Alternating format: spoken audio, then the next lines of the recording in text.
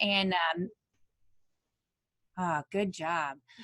Megan Nelson, as you've heard her throughout this evening here so far, she is our newest hire through the Extension service here at UW-Madison and Division of Extension. Megan is our livestock team program manager. And so with her assistance and help, we resurrected what was the old sheep ETN that Dr. Dave Thomas, our sheep specialist who's been retired now, we decided that it would be a great idea to bring this type of distance education back for our sheep producers here in Wisconsin. So Megan, along with myself, and then Todd Taylor, our UW sheep shepherd, sheep unit shepherd, who needs no introduction. He, of course, was heavily involved in this, and we're grateful in helping with the planning. And then Jean Schriefer, who is a sheep producer, as well as the Iowa County Agricultural Agent or Educator. Did I get the formal new name right? Yeah. Okay. So Gene, of course, with his many years of background and certainly his experience in grazing in that area of interest, we're looking to put together some really great opportunities for you all in the small ruminant area this winter. So I guess what I can just give you from from a courtesy standpoint, as Megan kind of shared, certainly please mute your mics, and if you don't want to be seen on your video, that's fine too. And then if you've got questions as we go through the procedure here with Dan and the information, feel free to run it through the chat and we'll kind of manage that for him. We're just looking at the poll questions. Don't forget to answer them. There's 9 questions, and it looks like we're getting a few of those answered. Megan, is that available as the presentation goes, or should we give them a few more minutes to just kind of answer them? Yeah, we can give everyone a few minutes, and then I can end the poll in a little bit here. So that'll stay on your screen until either you answer all of the questions or I end the poll. Okay, that would be great. So yeah, we're getting some great feedback from the chat. Yeah, if you all want to just throw in where you're from, that would be great too. We've got somebody from South Africa and Vermont. So yeah, if you want to state where you're calling in from or zooming in, like we always like to call it, feel free to throw those out there. And then again, please fill out the polling questions here. We'll give you a few little minutes to do that. We've got about 44% of you that have done that. If you could get that done, that would really help us out as we continue our education in this area moving forward. So I'll hush it for a little bit and let you complete that.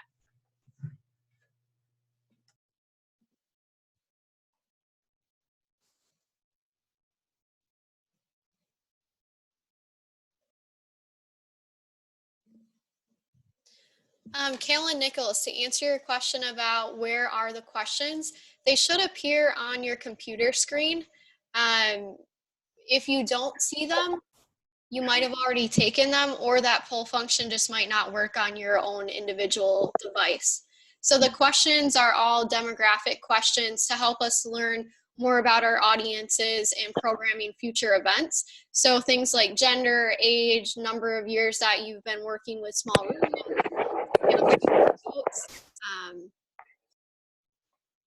where you're from, questions like that.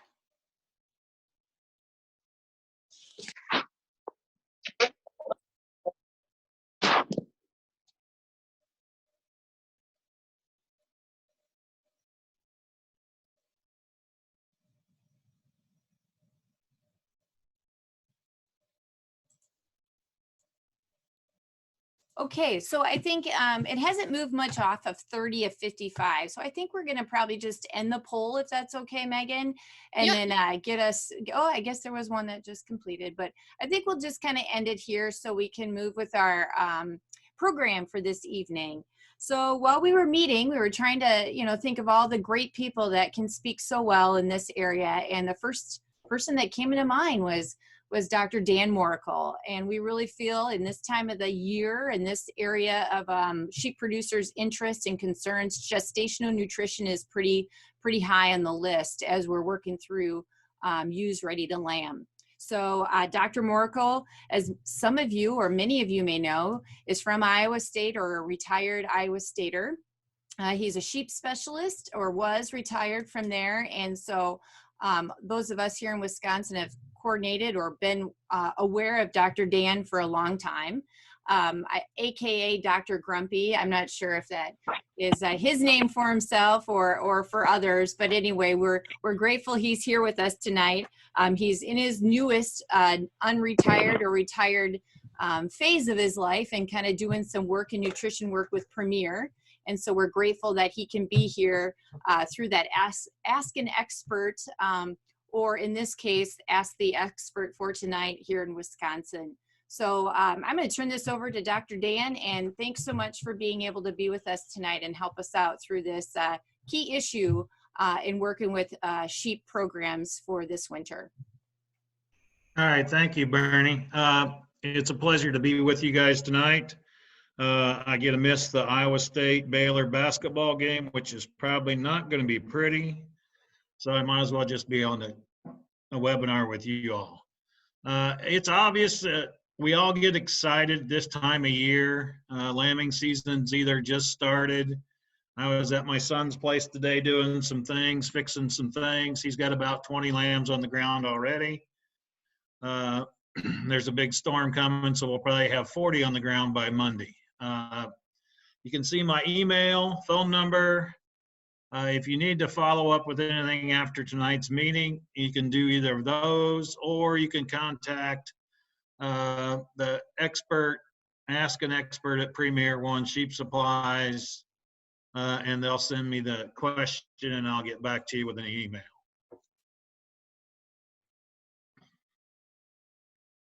All right, let's see if we can get this baby to move. Oh, okay. Relative to my credentials, I was born in Indiana. I got my BS degree at Purdue University in animal science. I grew up on a small farm in Indiana. My dad worked at the factory. My mom had two sisters that both were married to farmers. My younger brother and I worked on a lot of farms, doing a lot of chores. The first job I had was baling hay for $1.25 an hour, which tells you how old I am and how long ago that might have been. And my internet connection is unstable, so I hope this works. I was on the livestock judging team, which is one of the reasons I talk really fast. I was a member of the Block and Bridle Club, served as the vice president, and I was in charge of food at various events. Went to graduate school at New Mexico State in Las Cruces, New Mexico, which, if you don't know your Western geography, the west tip of Texas, go north 50 miles, and that's Las Cruces. I got my PhD in ruminant nutrition, worked as a sheep specialist at Iowa State for 33 years. I'm currently the production specialist at Premier. Once they bought out the Pipestone supply company, they took on some nutritional products, which I've redone several of those, making them better and improved. I developed an NSIP program back a long time ago when I first started at Iowa State. And I'll show you some slides tonight of a spreadsheet that we have that does ration balancing called Sheep Brands. Nationally, I served on the ASI Seed Stock Committee chair for 2 years, was on the Production PERC Council Committee for about 10, and was on the Regional Research Committee. Current situation, the bioeconomy and weather, corn prices are $1.35. Now, you guys that have seen me talk in person understand that this is driving me nuts presenting on the webinar tonight, because usually I am walking around. I was in Michigan last weekend, 2 weeks ago, and one of the guys after I got done with my talk says, "How far do you walk?" Because it was a really wide meeting room, had 2 screens, and I kept going back and forth, so they thought I was really nervous. But corn is $135 a ton. And the reason I brought up Michigan is I got a follow-up email from somebody, and it was an epiphany to that woman that corn is way, way, way cheaper than hay.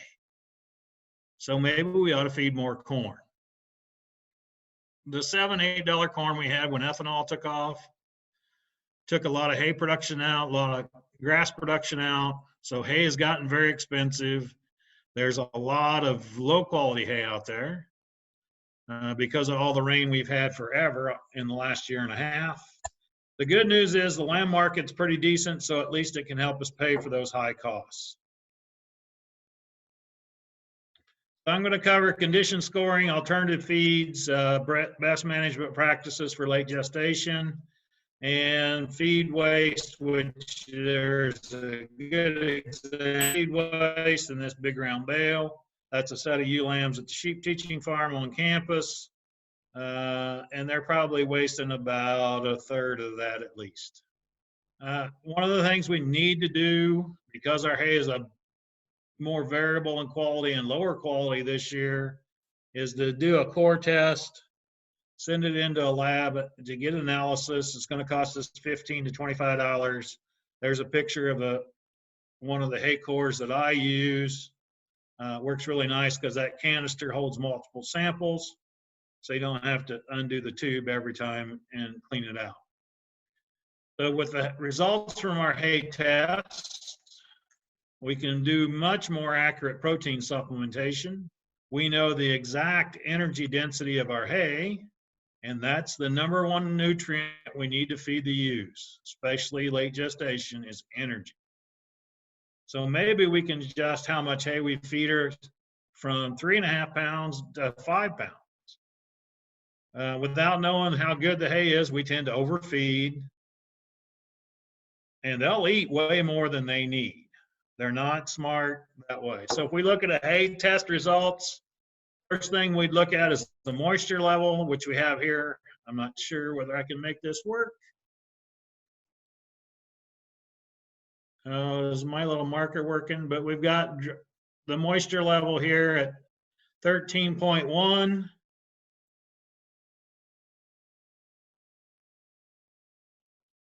And so it's a relatively dry hay. 86% dry matter. So if we were buying that hay, it'd be a pretty good deal. Lots of hay samples will run 18, 19, 20% moisture.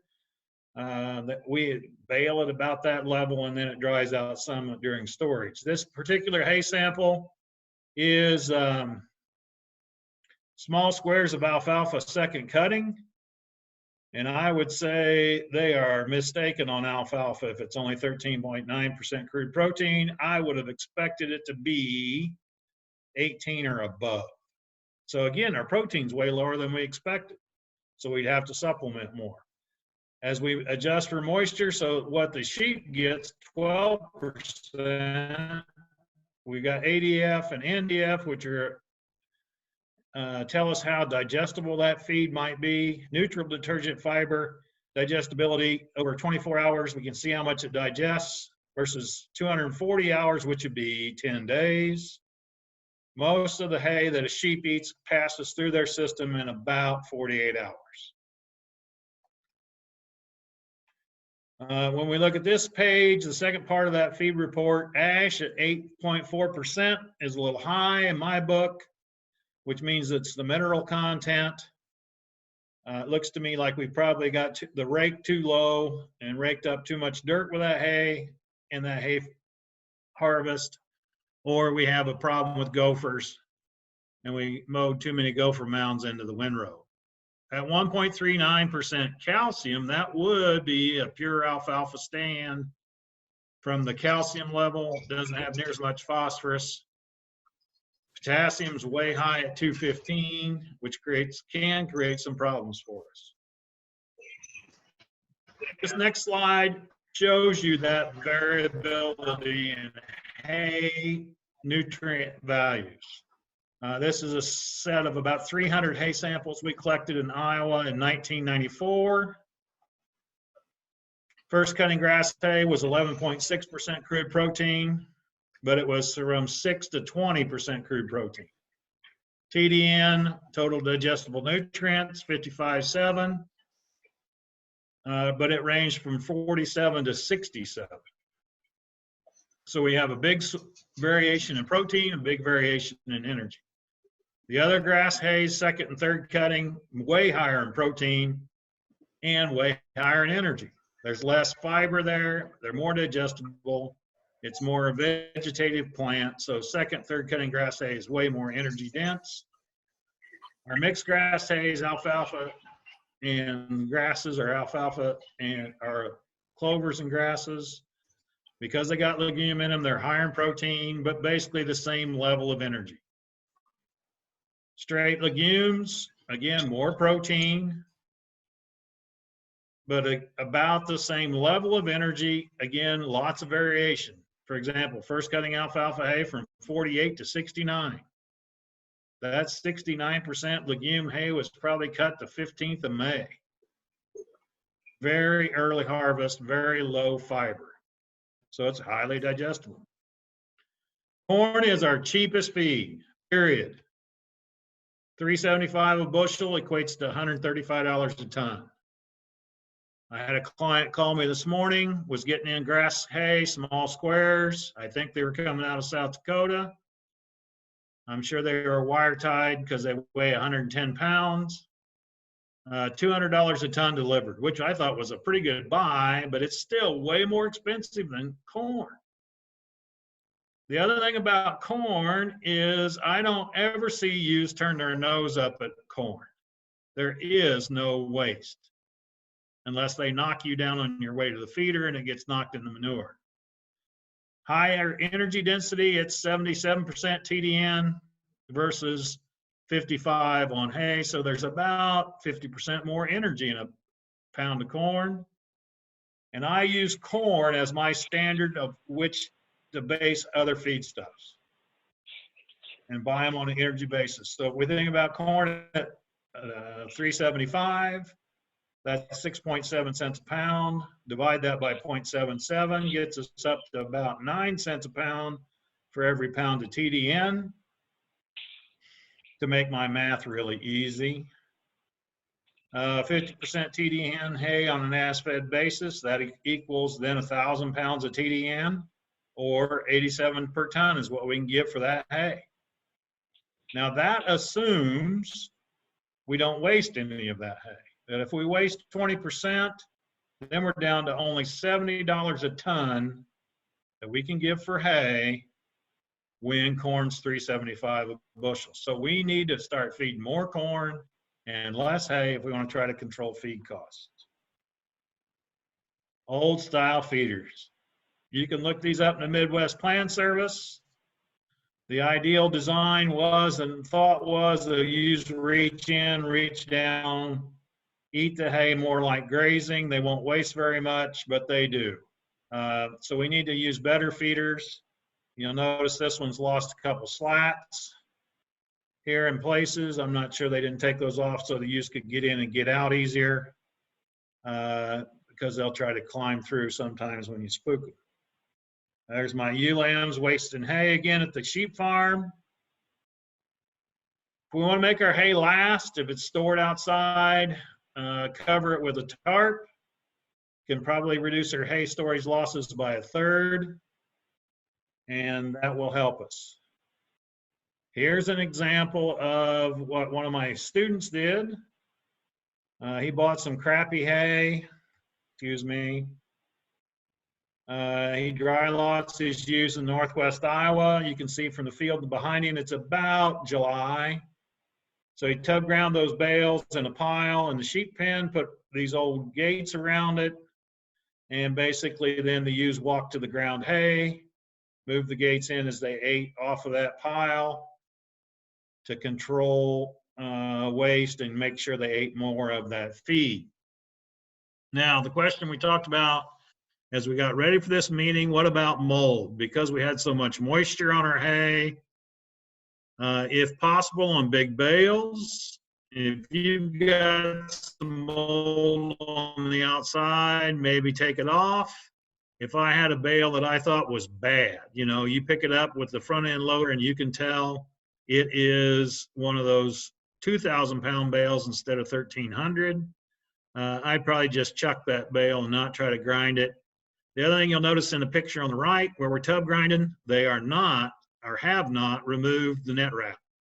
And I would suggest that if you're going to tub grind for ewes, I would take the net wrap off to help prevent the net wrapping building up in the rumen and having ewes die of starvation over time, because it will never digest. It'll just stay in the rumen.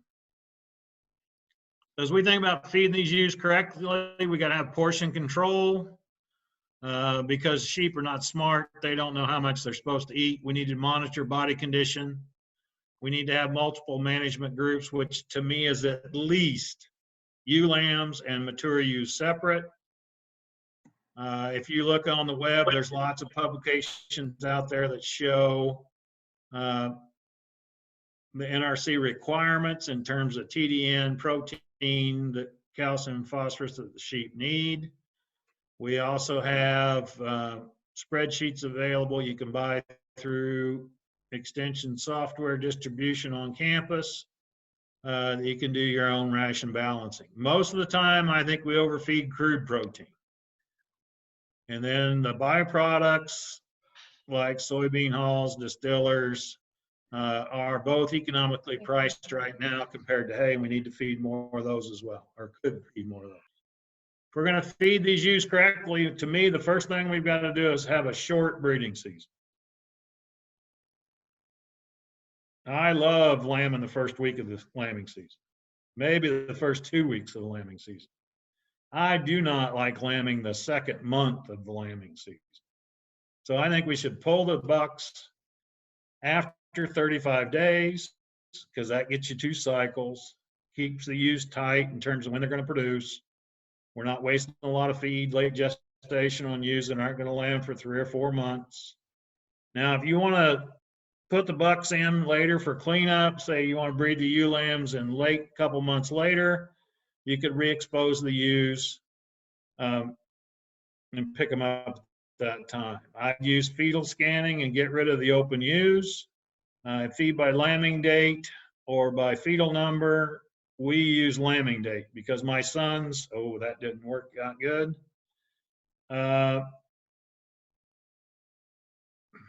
We'll get there eventually.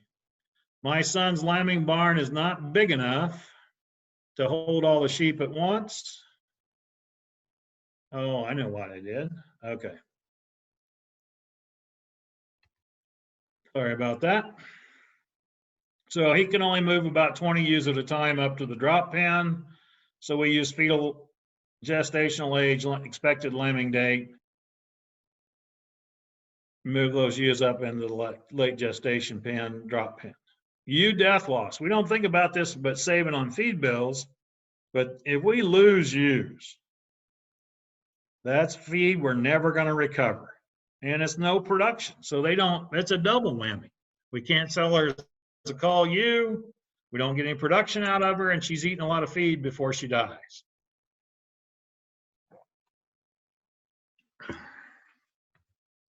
Okay, this next slide shows you an example from our sheep brands.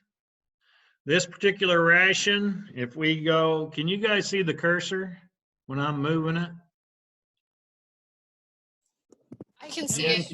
Yep. Can you see it? Okay. So we got 4 pounds of hay, 1.5 pounds cracked corn, a little trace mineral salt, a little AD&E, and some vitamin E. That ration's about 40 cents a day. You guys are hiding. Oh, come on. I had trouble with this when I was in Michigan. My thumb is way too heavy.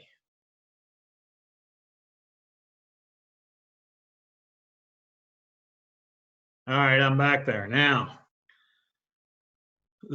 on the right side, it shows dry matter intake and estimated intake. The U's are net energy requirement, metabolizable protein requirements. They're all above 100%, which means we're meeting their needs. Calcium and phosphorus are way above their requirement. The U's are gaining just a little weight, and that's good. So that's what we might typically feed a set of U's. Decent hay, a little corn, The next example is prairie grass hay. So as Gene called it, crap hay, which this would be an example of poor quality hay, very low digestibility, low protein. So 3 pounds of that stuff, half pound of distillers because we need protein, pound and a half of corn. Again, the big difference here, because now we've went to a grass instead of a legume grass, we've got to add calcium with calcium carbonate to get the calcium level up to meet her requirements. If you were using corn silage, that would be the same thing. We need to feed some calcium to meet that need. This ration, because it's a little cheaper with the lower priced hay, prairie grass hay, is about 35 cents a day. Third example, corn silage mature, 8 pounds a day. It's only 40% dry matter, so that's really only 3.2 pounds of dry matter, so it's not a lot of corn silage actually. Again, we've got the distillers in there for protein. We reduced the corn we were feeding because we got lots of corn in the corn silage, but yet we still need to have that calcium carbonate. So those are 3 examples of different ways we can use different forages in late gestation to feed the ewe flock. Now, corn silage, if you don't have it on the farm, you can't get it today, usually. Corn silage needs to be put up at 40% dry matter. It needs to be chopped as fine as possible. And it needs to be put in a bag, not in a pit, because we can control the environment better and get a better seal on it. And we need to have about 350 ewes or some cows so that we feed enough corn silage every day to keep it fresh. Generally, yield per acre, or nutrient yield per acre, corn silage is the best way to go and probably the cheapest way to feed sheep, if you got enough sheep. All right, so if we think about alternative feeds, the first one on the list there is corn gluten feed. It's 90% dry matter, 72% TDN, compared to 77% TDN on corn. So it's a little lower energy than corn. Obviously, corn gluten feed is made or comes as a byproduct from the corn sweetener industry. So we've taken the starch and converted it into a corn sweetener. So we've reduced the energy because there's just not as much starch there. We do have more crude protein because we've taken all the starch out. There's more calcium and there's way, way more phosphorus. Dry distillers grains comes to us from the ethanol industry. 80% TDN, it's more energy, even though we took the starch out. That's because we've concentrated the fat. It's higher in protein at 27%. And it's, again, high in calcium, high in phosphorus, or higher because we've concentrated. Soy hulls, my favorite sheep feed. I really like soy hulls in the fact that there's virtually no starch in them. They are all digestible fiber. On an as-fed basis, they're about 70% TDN, so they're about 90% the energy of corn, 10.5% crude protein.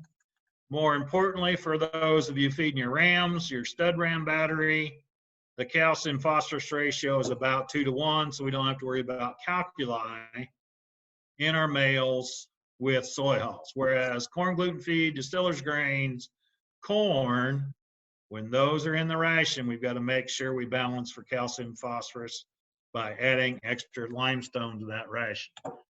Corn is only 6.5% crude protein. It's really funny to watch me point at 6.5% with my pen as my pointer that you could not see.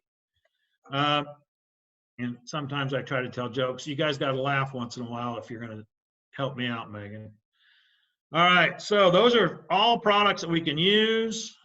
Distillers grains and corn and gluten feed are not the same.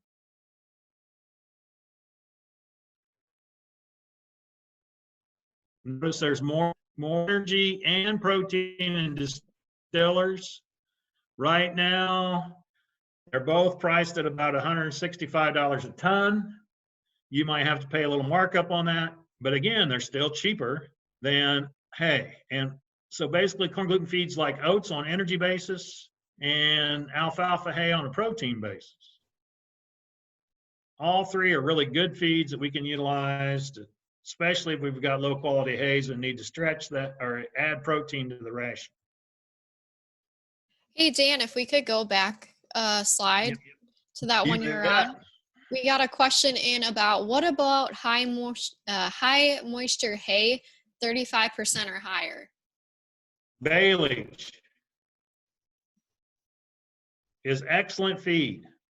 It's excellent feed because you put it up wet, so you don't have the harvest loss. It ferments quickly. You don't have any storage loss because you got that plastic on it so that it doesn't oxidize or respire as much. So you probably got 10 to 15% more nutrients in the bale. We feed baleage at Premier. When we fed our hair sheep on baleage free choice, they got way too fat because it is way too good. Yep. So now we went to a TMR mixer to where we just feed a limited amount of hay or restrict their hay intake so that we don't get them over fat. So it's good feed as long as you got a way to control intake, not to get too fat, which could be letting them have access every other day or letting them have only access for an hour a day on the bale. If you're going to do that system, obviously you got to have lots of bale rings out so everybody can eat at once. You got to probably have that bale eaten in 3 to 4 days time. Maybe not quite so fast this time of year, but we get through to March, start getting warmer temperatures, that bale will go out of condition once we open it up, and we need to get it fed up in 3 days. Is that what we needed to hear on baleage?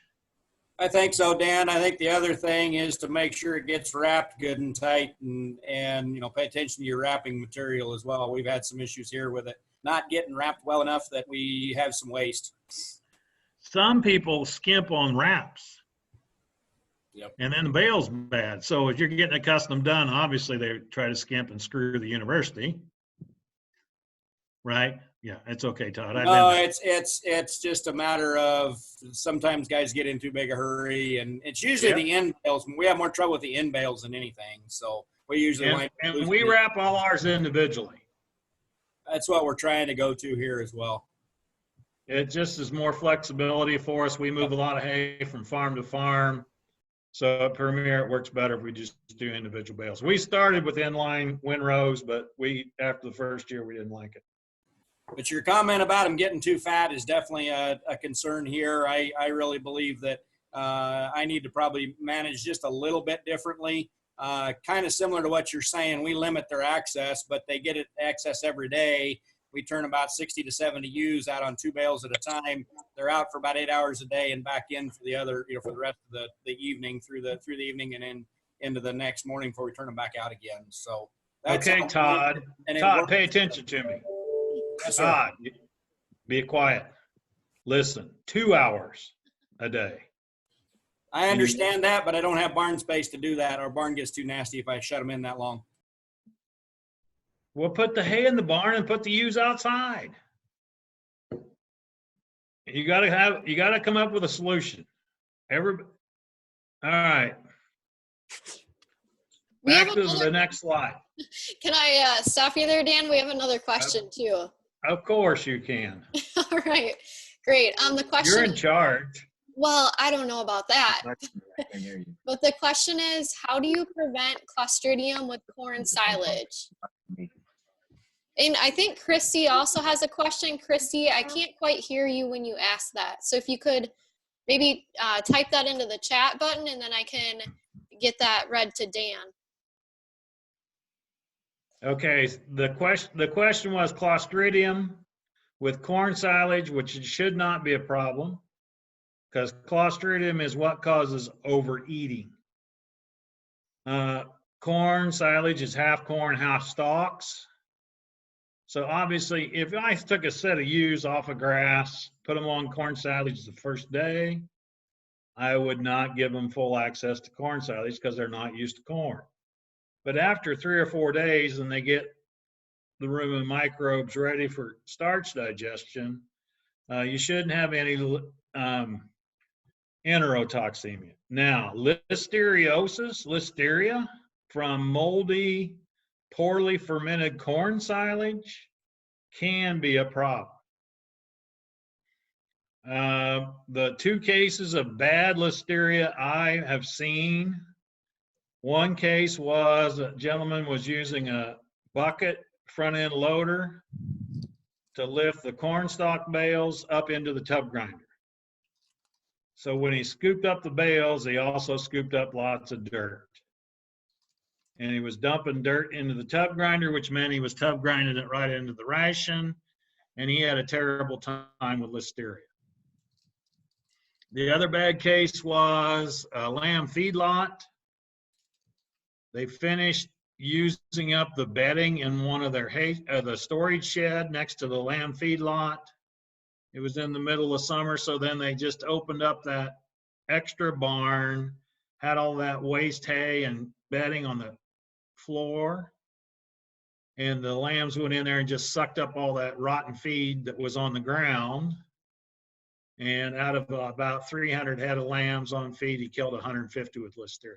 Now, it took 3 months to get them all dead because they just kept dying over time. So both cases, the second being moldy, nasty feed on the ground, lambs that hadn't had much fiber because they were on whole corn pelleted protein, and then dirt inclusion. So chopping corn silage a few inches higher to get the dirt off so you don't get the dirt on the lower stalk. Making sure you put it in a bag so you can get it really tight, get a good fermentation, and then make sure that you are feeding it out fast enough to keep it fresh. So about a foot a day on a bag would be my goal, and that's, I think, 1,000 pounds. Okay. All right, ready for another question, Dan? Sure. All right. Do you see a lot of challenges with the disease or gut change when you switch to corn too quickly? How do you generally prevent that aside from being careful with your sanitary practices, as you mentioned? Okay, so let's think about how fast ewes can handle corn. If I was getting ready to start flushing my ewes on pasture, haven't had any corn all summer. First day, I might give them a ½ pound apiece. Might only give them a quarter pound apiece. I might do that for 2 days, then jump them ½ pound to ½ pound, then up to 3/4 pound, then up to a pound within a week. Because we got to think about this. The ewes are on a roughage diet. So we're giving them a little corn and a lot of grass. It's not like we're doing feedlot lambs to where we might want to go a 80% corn ration and pour it to them. So it's still the starch component, the percent corn in the diet's relatively low. Now, if I'm going to feed more than 1.5 pounds of corn, I will take it and split it into 2 feedings. So I'll feed 1 pound in the morning, 1 pound at night. And I like to feed whole corn because it's also less quickly digested in the rumen because of its larger particle size. But if I've got to mix other stuff with it, then I'm going to have to crack it so it stays mixed. What are these things?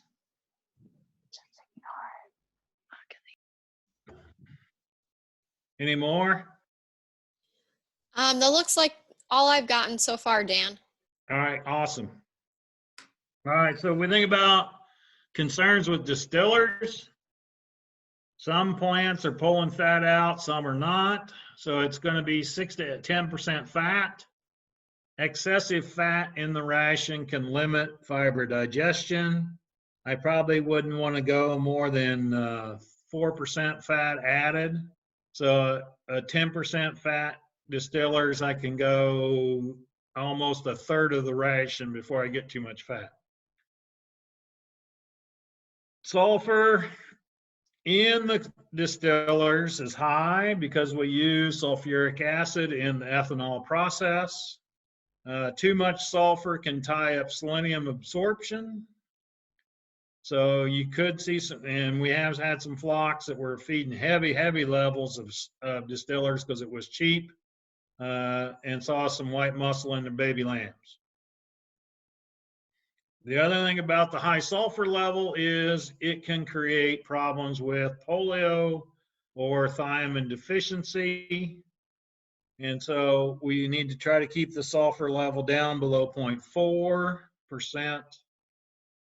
And then obviously if we're feeding wet distillers products, we've got a shelf life issue of about 6 to 10 days. Right now we probably got 10 days. The summer we're probably looking at 6. So again, if you're getting a semi-load of wet distillers, you better have a lot of cattle to feed along with your sheep flock to justify using wet distillers. Relative to soybean hulls, they are extremely safe from an energy, starch, acidosis, rumen health perspective. They are not necessarily safe in that the ewes love them. They will bolt them down, and you will have ewes choke on soy hulls. Now, I have never killed one with soy hull. That may only be because I don't have that many ewes that I've been feeding. Friends, one of my students has killed a few, but just a few. The soy hulls are cheap enough that it probably still pays. You can use them with corn, or you could use them with DDGs, like for example, the Pipestone group. They're putting ewes during lactation on a ration of dry distillers and soy hulls and frees up their labor. They don't have to feed those lactating ewes. They don't have ewes running to the bunk, trampling lambs, squashing lambs, etc. Now, on a self-fed ration like that, they eat a boatload, 10 pounds a day, which means they poop about 6 pounds a day, maybe 4 pounds a day. And it's got a lot of fat in it, so you get a little sticky on the manure. Many producers have went to giving them 2 pounds of hay a day besides, or putting a junk bale of hay in there to give them something to kind of slow things down and make that manure a lot less sticky, because you'll go through a lot more bedding. But with distillers and soy hulls, you got about a 15–16% protein ration. The ewes will not lose weight on it, and they will milk like dairy cows. And the lambs love it. So the lambs are up there eating that creep, or eating that instead of the creep, which means they're not getting their coccidiostat, they're not getting enough protein. So that is the challenge with self-fed to lactating ewes, is the lambs don't get treated for coccidia. All right, here's a ration. Let's see, what was I feeding this to? This again is late gestation. We got 2 pounds of soy hulls, pound of grass hay, so I'm really limiting my hay intake. I'm just giving them a pound that give them something to chew on. A pound of corn, trace mineral salt, AD&E, vitamins, and again, back to putting some calcium in there. This ration was costing 33 cents a day. Soy hulls are back down to about 265 a ton, so they are economical again. I can do the same thing with corn stalks, and I'll guarantee you, if you only give the sheep a pound of corn stalks as their only fiber for the day, they'll eat a pound of corn stalks. We have to kick up the soy hulls a little bit, have to kick up the distillers a little more. Again, another way we can feed ewes in late gestation. Now, these aren't easy rations to put together, right? I got to mess around with all these different ingredients. Well, you could put everything in the corn crack with the cracked corn and soil, so you could put everything in there except the corn stalks. Late gestation. That's when secretory, as in udder development, happens. The larger the placenta on that ewe has, the more placental lactogen she produces. Generally, if she's got multiples in her, she has a heavier placenta, bigger placenta, so she is being programmed to feed 2 or 3 lambs. So we gotta give them enough such that we have udder development is really good at lambing time. Now, you can have ewes in great body condition, well-fed, right protein, right minerals, and everything else. You have some ewes come in that have really small udders. Generally, those are ewes that probably are 6, 8, 10 days early. And all of these hormonal messages have not been happening yet, and they haven't developed that udder fully. So generally it's early lambing, and you'll have small lambs that don't survive very well. Underfeeding ewes in late gestation. We get weak small lambs with high mortality. We will have poor, lower colostrum quality and quantity. And if we have small lambs at birth, they don't gain as fast pre and post weaning. If the ewes are thin, then they don't milk as well. Probably reduces milk yield by 10–15% if they're under conditioned at lambing time. And if you're trying to run an accelerated program and lambing thin ewes, you're not going to have very much success getting those ewes to breed back, because by weaning time, they're going to be really, really thin. And also, if you have better late gestation nutrition, we get more secondary follicles produced, so we can grow more wool on those replacement ewe lambs. You overfeed. You know, we give them 4 pounds of corn. Dan said corn's cheap. I'm going to feed lots of corn. I'm going to get them ready to go. Well, you can get them too fat. And basically, when you overfeed, you know, if your ewes are all condition score 4 and 5, they've got big globby tailhead fat when Todd shears them. And they got a big flat back on top of them. They're not going to have bigger lambs necessarily, but they are going to cost you a lot more money in terms of feed bill. And there is an upper limit on birth weight. It's not the same in sheep as it is in cattle. The ewes tend to modify the birth weight. So here's some other simple late gestation rations. 175-pound ewe. So basically a kind of a polypay type. This hay is 13.5% or 13.9 crude protein, 56% TDN. So a brome alfalfa hay, you have a single, I give her 4 pounds of hay and 1 pound of corn. And I hope she has a 13-pound single. If she's scanned with twins, I'm targeting 11.5-pound twins, 4 pounds of hay, 1.5 pounds of corn. So it doesn't take a lot more corn for twins compared to a single. 9.5-pound triplets. I'll give her 3 pounds of hay because she's got a space problem. She can't eat all that hay, but I'll kick her corn up to 2.5 pounds. And I might, well, probably wouldn't in late gestation, but lactation, I'd give her some soybean meal. And with that, I'd provide a trace mineral salt and vitamin E. And I want to try to get vitamin E in these ewes in late gestation.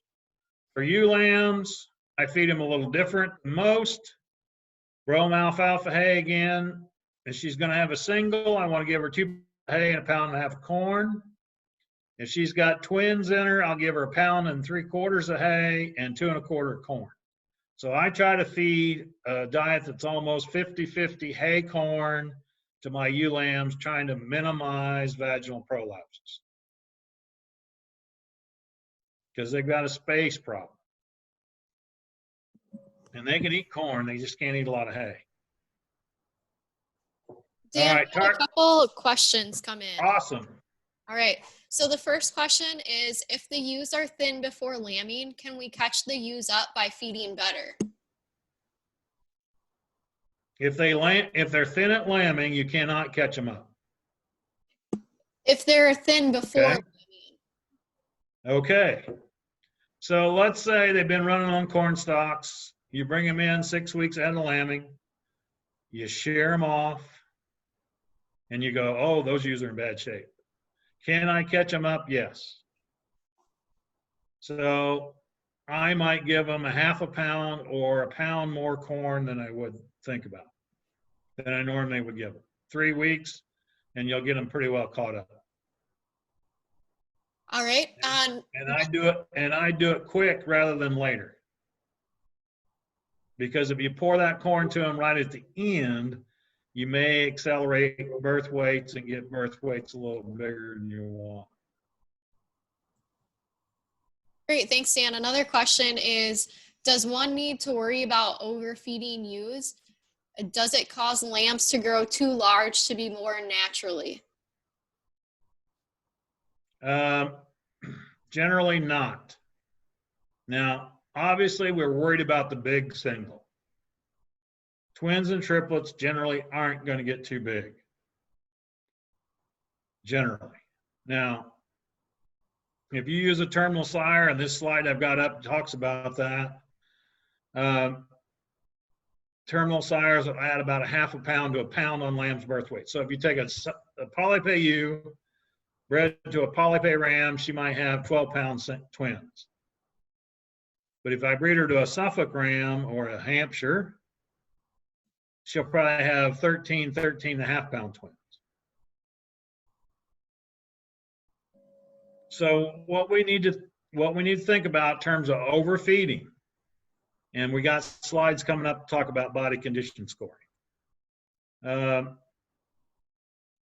As long as they're not getting obese, somewhere between a average to plus to fat body condition score.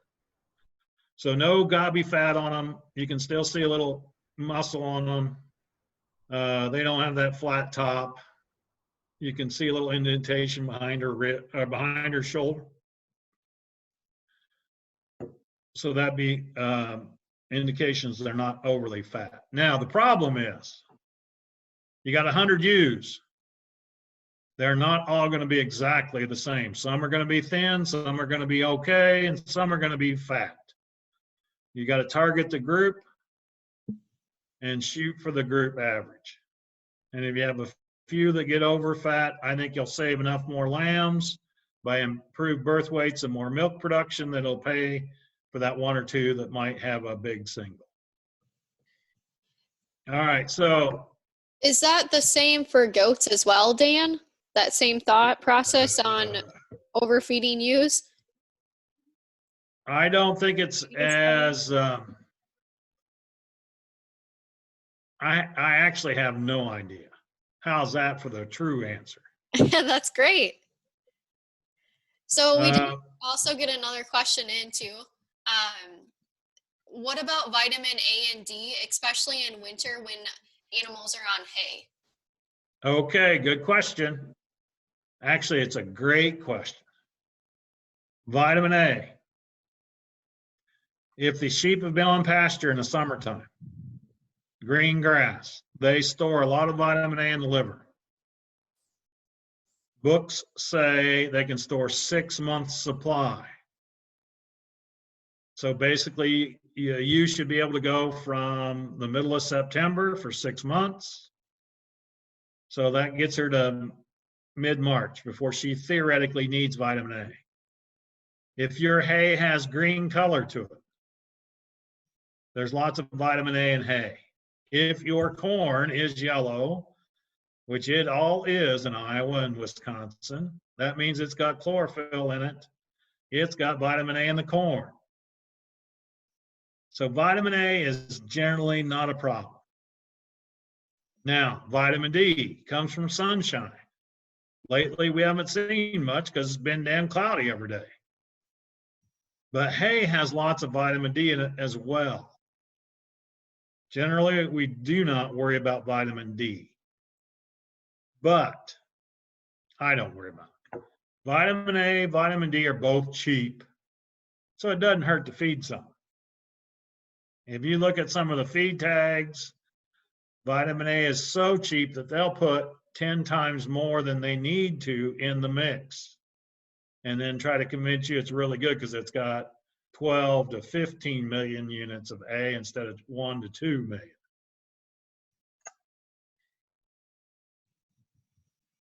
Okay, back to the slides if we don't have any more questions. No, you're good to go, and the group appreciates your honesty regarding the goats. Well, let's hope so. The problem with goats is they don't lay fat on the outside as like sheep do as much. So to me, it's a lot harder to get a goat fat. Now, I'm sure they're fat nannies. I've seen some fat goats.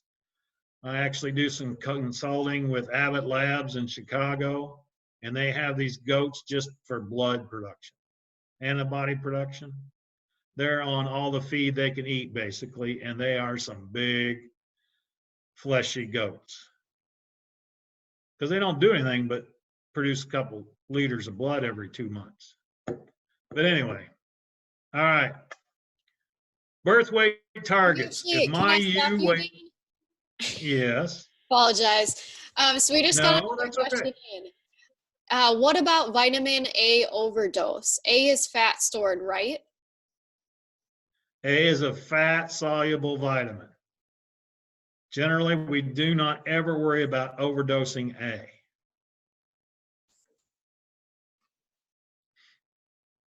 All right, great. Thank you. All right, back to the slides. If my ewe weighs 100 pounds, I want her to have a 7-pound single, 7% of her body weight. She has twins, I want them to weigh 6% or 6 pounds apiece. Triplets, I want them to weigh 5.5 pounds. So each of them weigh 5.5 as average. Now that's a lot of babies in a 100-pound ewe. She's going to be big bellied and can't eat much hay. 150-pound ewe, I want 10.5-pound singles. Whoops, 9-pound twins. 7.5-pound triplets. If I've got 200-pound ewes, I want 14-pound singles, 12-pound twins, 10-pound triplets.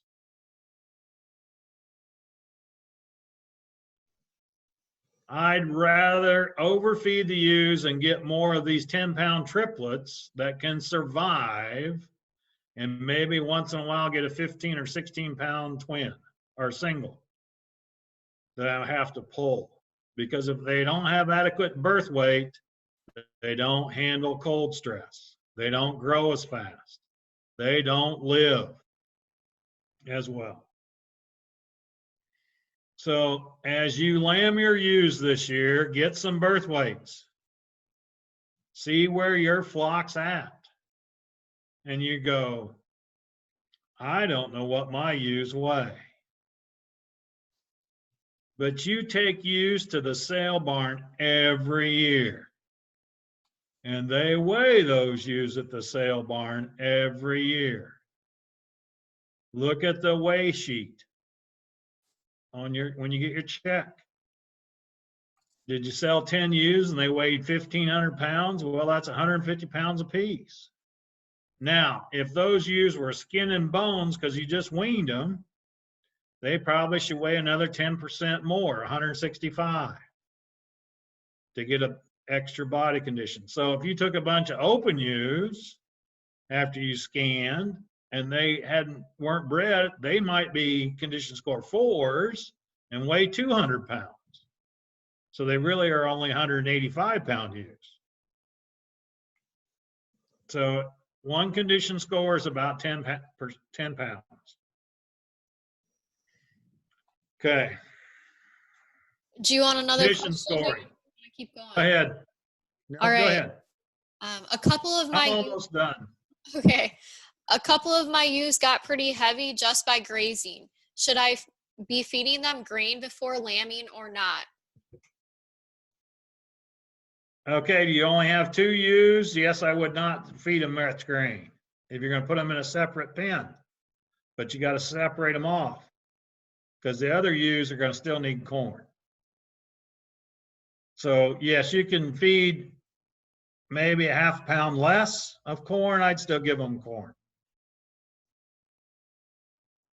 Maybe not as much. In the sheep industry, we use a 1 to 5 condition scoring system. These are 3 ewes from the teaching farm. They're in lactation. The ewe on the far left, I call her a condition score 1. There is no fat on that girl. You can see her hips sticking up. She doesn't have much of an udder on her. The ewe in the middle is a condition score 2, and the ewe on the right to me is a condition score 3. Do you agree, Todd? Shake your head. Todd says I'm right on the money. You'll also notice that the ewe on the right has a way bigger udder because she's in better shape to produce more milk.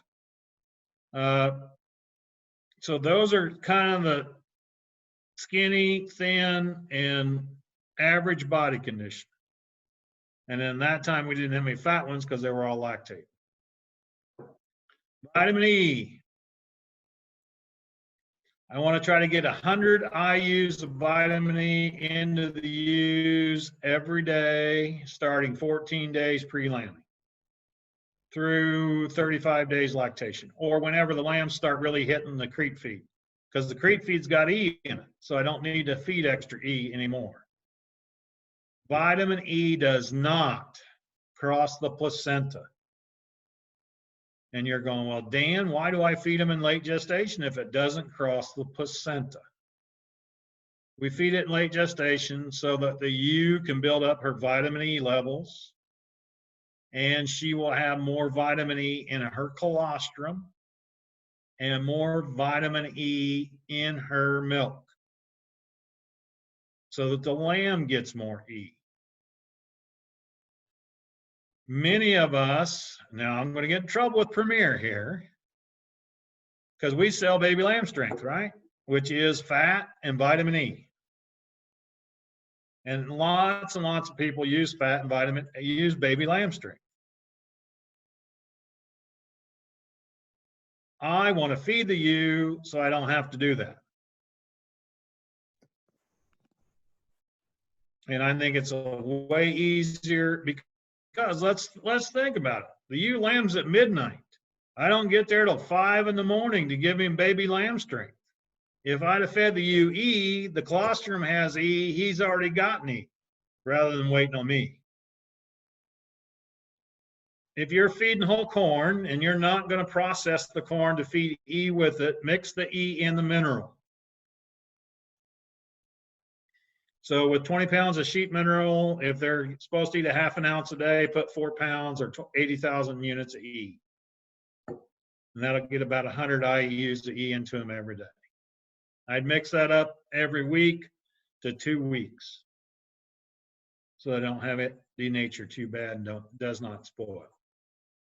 Okay? We got in a couple vitamin E. Selenium, on the other hand, and iodine both cross the placenta. So if I'm feeding the ewe right in late gestation, the lamb should not be selenium deficient at birth. He should not be iodine deficient at birth.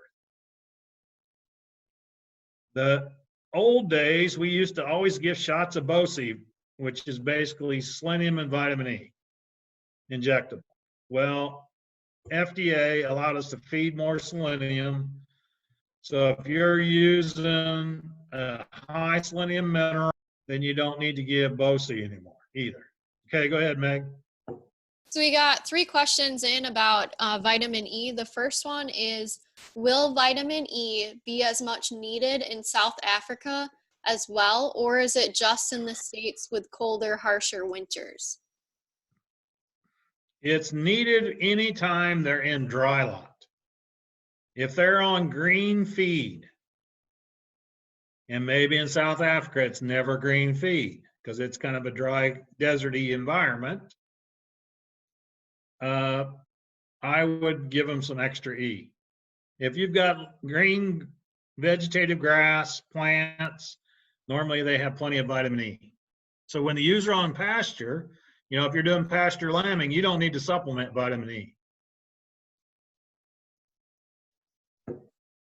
All right, next question is how much vitamin E for Nigerian dwarf doe? Should it also be given 14 days prior? Yes, 14 days prior, give her 100 IUs per day. All right. Goats would be the same way. All right. Last question is, what is a good source of vitamin E, especially for farmers with smaller number of heads? Oh, baby. Now I can earn my keep from Premier. We sell it by the pound at Premier, or we can sell it by the 50-pound bag. So if you get on our webpage, we have vitamin E for you.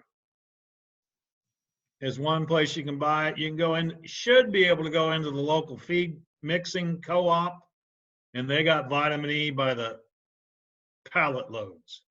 And they may not want to sell you a partial bag, but they probably will sell you 5 or 10 pounds. Should cost you somewhere around $1 to $2 a pound.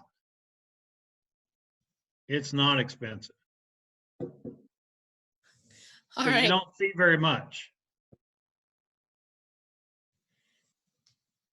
Another question came in for you. So still talking about those Nigerian dwarfs, we're looking at about the 50, 60 pounds. Are you still feeding 100 IUs? Sure. Smaller animals? Yep. It won't hurt them. Okay. All right. Good to go then, Dan. Now I know she's going to feed 50 because they're half as big. I'll feed half as much. I know how people think.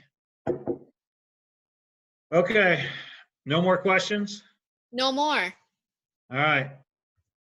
Iodine. The new NRC, which came out in 2007. So the new NRC is now 12 years old, but it will be the last NRC we do for sheep and goats because we don't have anybody hardly at all in the country doing research anymore. Most sheep minerals are short on iodine. It needs to be at least 140 parts per million iodine if it's a half an ounce intake on the bag. So you need to read the label, the tag, feed tag on the bag mineral, see what it says, suggests for intakes, or and then the parts per million. Now, one of the things that might have it in percentages. So if you want to go from percentages to parts per million, you move the decimal point 4 places. So if we move this 4 places, it'd be 0.014% iodine. Very little. Other solutions, if your mineral doesn't have enough iodine, you could free choice iodized salt. But if you do that, then they'll eat less mineral, which may or may not be a good thing. And then back to selling stuff. Premier One Supply has a trace mineral pack, 5-pound pack of high iodine, high zinc, maximum level of selenium. You mix that with 50 pounds of salt, and you're good to go. That'll cost you about $18 to $20 for that 55 pounds. And the most important thing is it's 90% salt, so they eat way less. It'll cost you about $3 per ewe per year instead of $8 to $10 to $12 per ewe per year. I talked to a client this morning in southern Missouri. He was feeding a mineral that cost $42 a bag, and they were supposed to eat 3 ounces a day. That's going to be almost 60, probably 25, no, probably $30 a year just in a mineral bill on his sheep. I got to call him back tomorrow. All right, so in summary, late gestation, we want these ewes in good shape to produce milk. We've got to be aggressive and creative if we're going to control feed costs.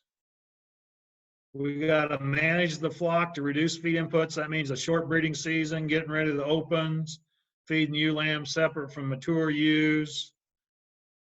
I would not underfeed at all ever in late gestation. And if it happens to get really cold, like maybe this weekend when it's 0, we've got cold stress, potentially, especially if they're really short fleeced. We may need to feed a ½ pound more corn on these really, really cold days.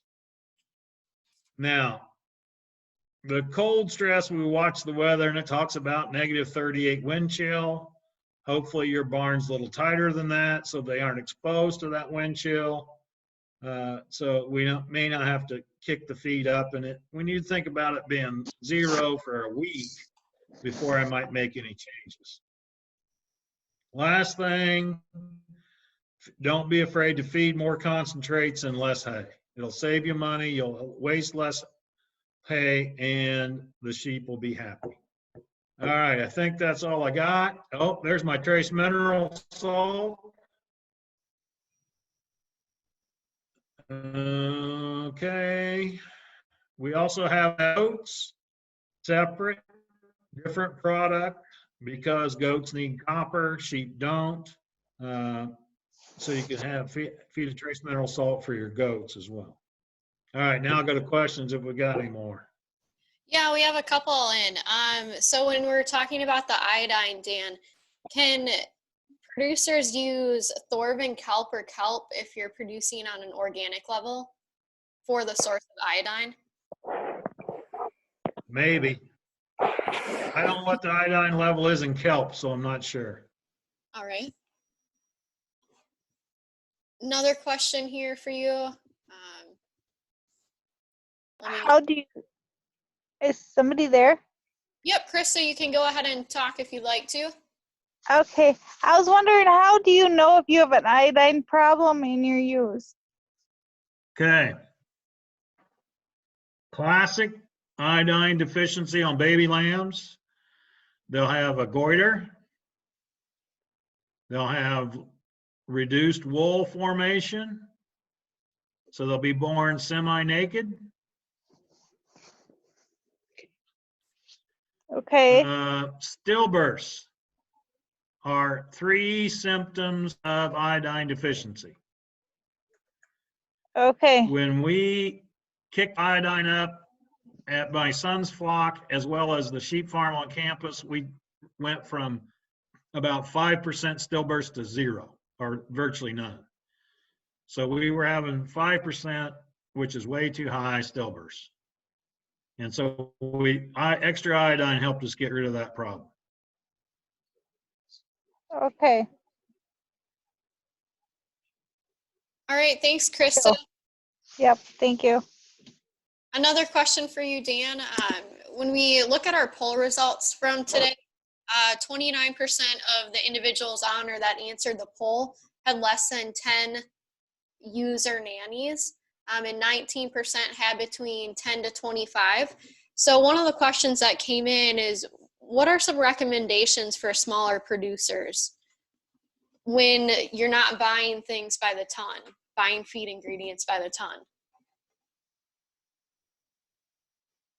Okay, so you are really challenged, okay?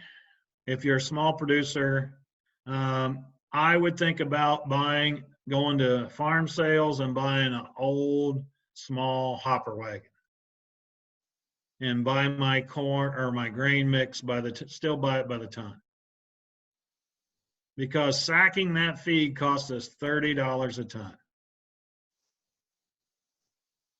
Now, secondly, this is the most important thing we can do with small flocks. Small flocks of goats, small flocks of sheep. We can control feed waste.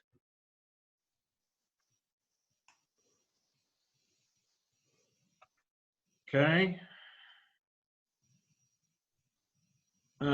Premier has some really unique design feeders that will cut hay waste to 10%. The other way we control feed waste, I'm going to go, maybe. Can you guys see my picture, Megan? We can see your PowerPoint slide with the You can't question. see my picture either, can you? All right, I was going to let you guys see my face, but no. It's okay, to save you some agony.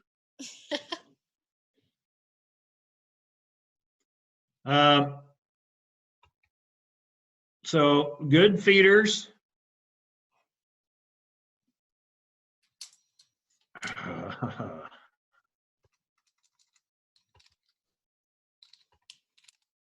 And so we don't have a lot of hay waste. If they need 4 pounds, give them 4 pounds. Weigh the feed once in a while. Big round bales, if that's the way you're getting your hay, fork it to the ewes and make them clean it up.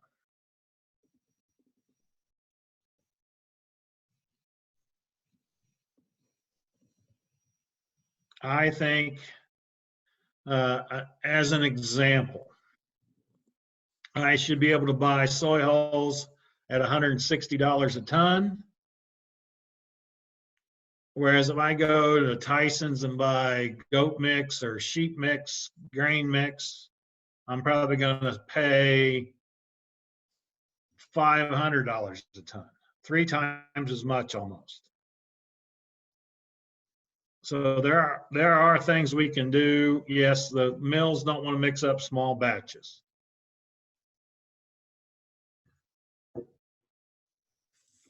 Great.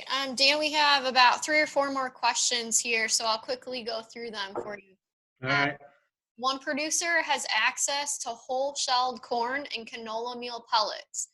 This producer's hay sources are marginal but plentiful.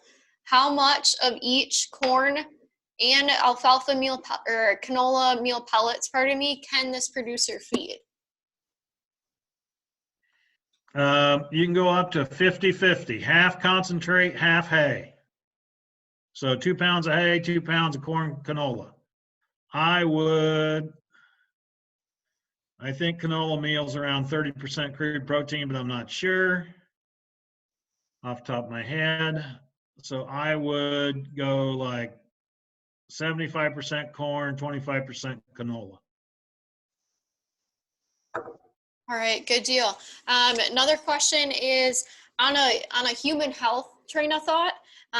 People are always supposed to stop taking vitamin E, NSAIDs, and any antiplatelet meds before surgery. So with that train of thought, is there a concern about postpartum bleeding with high levels of vitamin E right before lambing? I have not had anyone that I have suggested feed high E levels to that has seen a problem in sheep on the high E.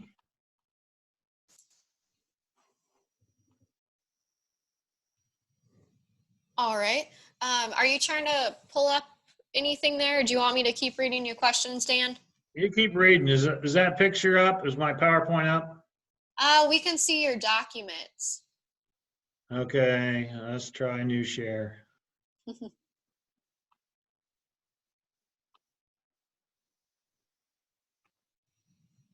Is it up now? No, there we see it. Yep, we see a picture here. Okay, so that's the Premier walk-through feeders. It's got those 4x4 mesh bars in there so they can't pull a big slug of hay out. They just got to nibble through the bars. Drastically reduce your hay waste. Okay, go ahead. Sorry. All right, no, totally fine. Is loose wool in bread use a sign of mineral deficiency? Normally, when we think about loose wool, the ewes have had a stress of some sort, and then there's a break there. And that, as that fiber grows out from under the skin and it gets out to skin level, then it sloughs that fiber. Are we having a lot of sheep in the group doing it, or just one? Give me a little minute here for Okay, so if I only had 1 or 2 ewes that had it versus the flock, I would not think it's nutritional. But if I've got 20%, 30% of the flock that are doing it, then it might be nutritional. But it could be energy, could be protein, could be a mineral. Zinc would be the most common one for wool fiber quality, strength. All right. The producer says there's just a couple with the loose wool. Okay, I think they got sick and ran a fever, which created the weakness in the fiber. All right. Next question. This producer says we have high protein alfalfa, available, 18 to 22% protein. How much corn should we feed, and what other supplements should we look at in southern Colorado? That's really good feed. You guys can grow better alfalfa than we can in Iowa because it's dry. And I think that you're probably cheating and using irrigation. So you can turn the water off and it's no rained on hay. Probably because it's a little higher quality, you might reduce the corn feeding level a half a pound compared to what I said earlier. So maybe a pound a day instead of a pound and a half. Now, again, it depends on how much alfalfa hay you give them. If you only give them 4 pounds of that hay, it's not that much better. Okay, it's 55 versus 60% TDN maybe. So you're only talking about, on 4 pounds, you're only talking about 0.2 of a pound of TDN. So even though it's way better, it's not way better if you give them the same amount. You give them 6 pounds, as in you're really generous, you really like your sheep, you don't like them to ever beller, then they don't maybe need hardly any corn. So it's the amount you feed plus the quantity, the nutrient density in the feed you have. Great, thanks, Dan.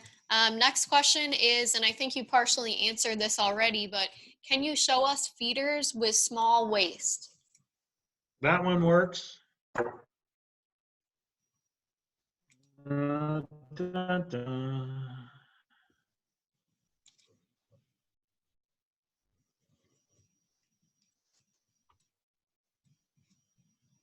Okay, there's our big round bale feeders we have with panels. This was actually not ours, but this guy just took cattle panels and got them up. Again, there's lots of waste, not terrible. Okay, there's some ewe lambs that are on limited hay. They're getting about a quarter to a half pound of hay a day. There's no waste even in that feeder because they're just not giving them very much. So if you control the quantity, they'll waste less. If you give them all they can eat and sort through, they'll waste a third of it.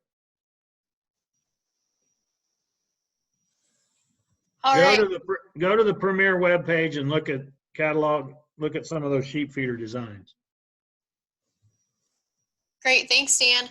Another question is suggestions for organic management of Nigerians. Okay, when you're into organic, you got to pay more for the feedstuffs. Waste on hay is really, really important.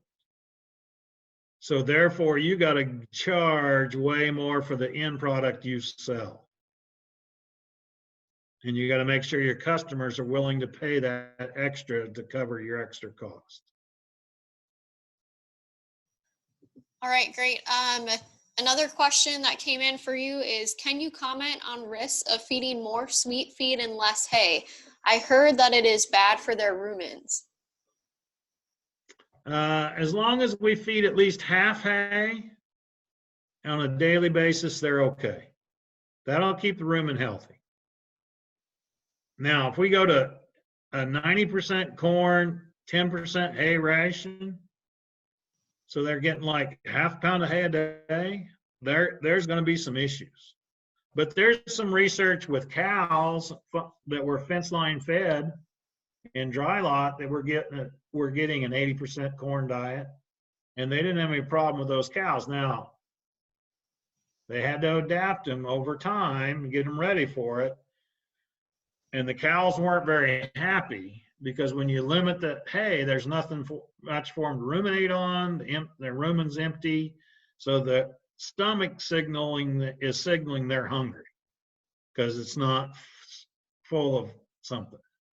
But from a body condition score, they're okay. Just mentally, they're not happy.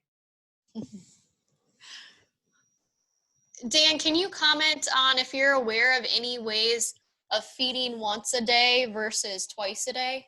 Any of those systems? My son only feeds once a day. He tries to do it well once a day because doing it twice a day was too much. He lives, they've got 90 ewes, 3 children, 8th grade girl playing basketball, 5th grade boy playing basketball. My son coaches the 5th grade basketball team. He works an hour from home, and so he's on the road 2 hours a day. So they went to once a day feeding, and they feed way more corn than 1.5 pounds at one time. It scares me, but he gets along with it. So. All right, thank you. Another question for you is prolapse caused by genetics or feeding programs, specifically uterine prolapses? Uterine prolapses, I think, are a feed problem, both from too much roughage, but also ewes that are too fat. So if your flock tends to be condition score 4s, 5s, the other thing is if you're feeding them on a big round bale and they're standing up with their front feet on the edge of the bunk, that tends to put more pressure. Everything tries to slide out the other end. And we had problems at the research farm because our ewes were lambing once a year. We went to accelerated lambing. We started restricting hay feeding so they didn't get as fat, and then we got away from vaginal prolapses. Obviously we got rid of the ones that prolapsed. If a ewe vaginally prolapses, she goes if she survives. I don't keep them around. All right, Dan, what are your thoughts on Milo versus corn? Milo would need to be rolled. It's a little less energy dense, I think. It'll work just as well as corn if you've got it, if it's price competitive. Oats works. Everybody loves to feed oats, but oats is way, way, way, way too expensive. On a per nutrient basis, if we use the math, you can only pay half the price of corn for a bushel of oats. So a bushel of corn at $3.75 means that you can only give $1.87 for a bushel of oats. And you're probably being charged $3 to $4 right now. All right, Dan, we have one more question and then we're gonna turn it over to Bernie to wrap everything up since we're running tight on time here. Can you quickly restate how much vitamin E is needed per pregnant ewe? I like to try to supplement 100 international units per ewe per day, late gestation, lactation. Most of the other time, there's enough E in the hay that we don't need to worry about it, if it's decent hay. Thanks, guys. Thank you, Dan.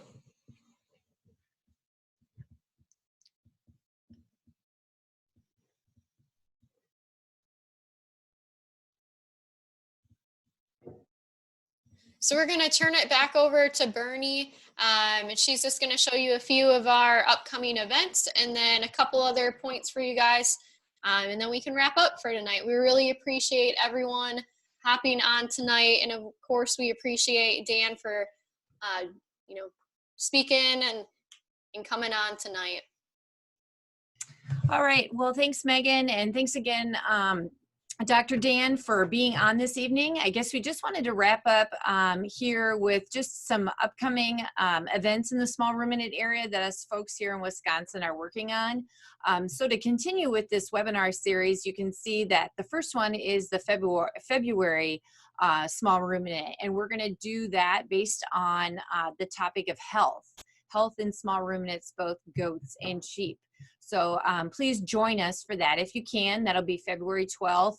And you can see the link there, which I think, Megan, is the same link as what we did tonight. Maybe it is a different link. Yep. It is a different one. Okay. So look for our social media posts like we have done, and news releases. We'll get those going out here probably the first part of February. Todd is going to host a lambing open house February 20th, barring any weather distractions or anything of that nature. But we hope to see you all there from 3 to 7. It's just an open house type of a setting. So an informal type of walkthrough.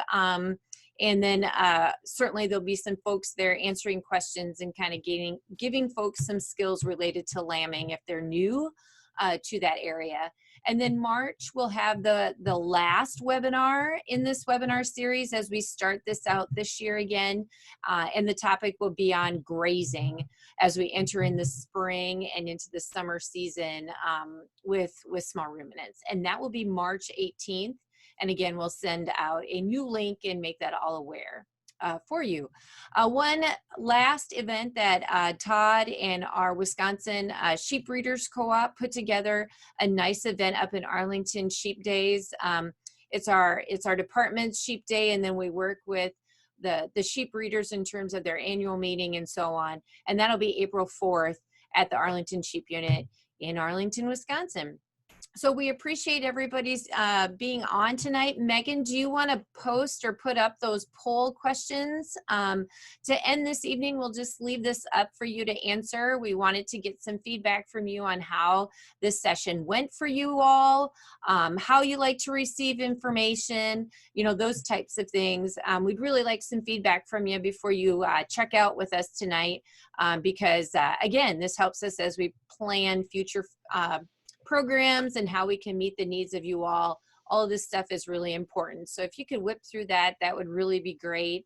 I don't know. I don't have much else to add. I just really think this was a great first event. We're really glad Dr. Dan was with us tonight, giving us some good information as we enter the season, or I guess in the middle of lambing. And lots to kind of be aware of as we work with our small ruminants with some of the interesting weather and dynamics we've had over this last year. So again, thanks everybody for joining us, and we look forward to seeing you again in February. Have a good evening.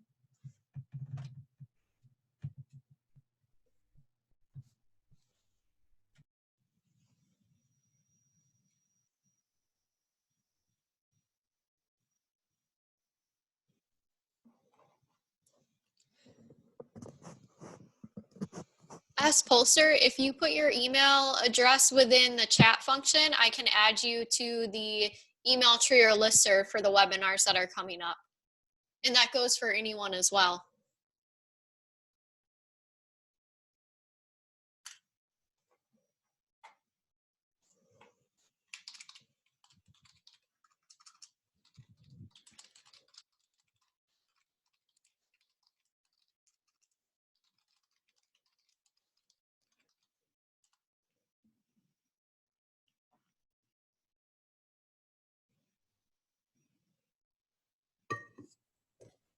Grace, we'll definitely add you to the email listserv as well. Thanks for sending that email.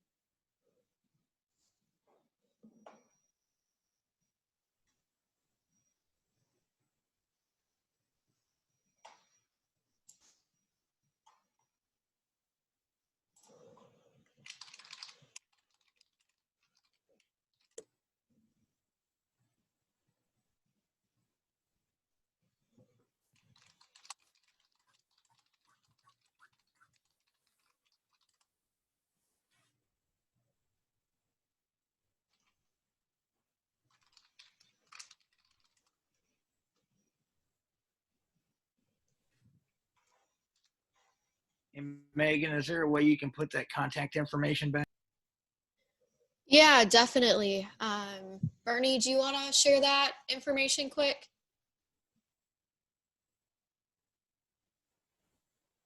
I was about to do a screenshot and she took it down. All right, I'll try it. I'm not sure if it'll go away from the poll or not. Here, just tell her. We're working on it. Yep, hang tight. Okay. It just, yeah, somehow the connection just went away. Sorry about that. Oh, no worries. Yeah, and anyone can feel free to reach out to any four of us about suggestions or follow-up questions, anything.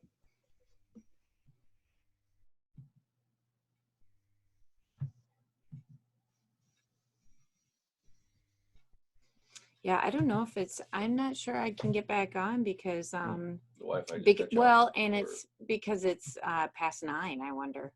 I don't know, maybe it won't let me. Should back have, on. but I'm not sure. Actually, the connection back here is really awful on Wi-Fi. Oh, Sorry on this county somebody one else or put that yours? on there. I wonder, can no, I you just did see my phone. screen? Oops. Advance it. I don't know. I don't think I'm on. That's not you. It's not me. Okay, I'll stop screen sharing. Mine won't advance for some reason. Okay, Oh. well, Now I got it to advance if you want me to. Yeah, go for it. I can't get it to work. There we go. That's what you're looking Perfect. for. Give us a minute. Yeah, definitely.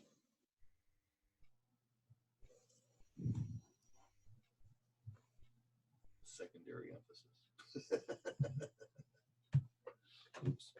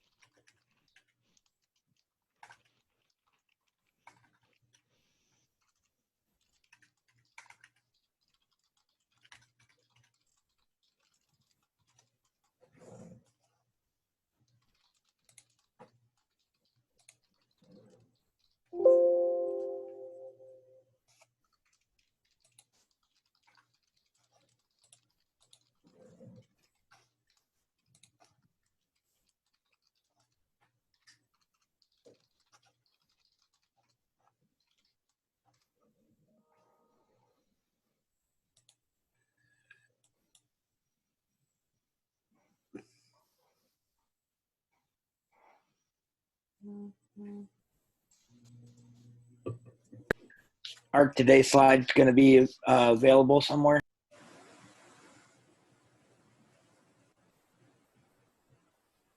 That's a great question. It's not something that we asked Dan, but I can definitely reach out to him and ask. We did record the session today. So once we work with our IT department to get the recording posted, which will take about 1 or 2 days, we can let you know where that recording is. And then at least you would have the video and have these slides. That would be great. Again, it's OTP, OT Pasture at iCloud. iCloud, okay.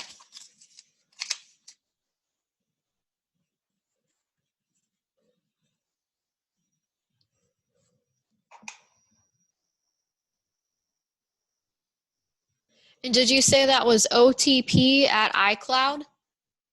No, it's OT Pasture at iCloud.com. As in out to pasture, OT Pasture. All right, great. Thank you. And thanks for all the suggestions. You betcha. Done with the contact information if you need to take it down. Thanks for everything, and we'll talk to you guys. All right, great. Thank you.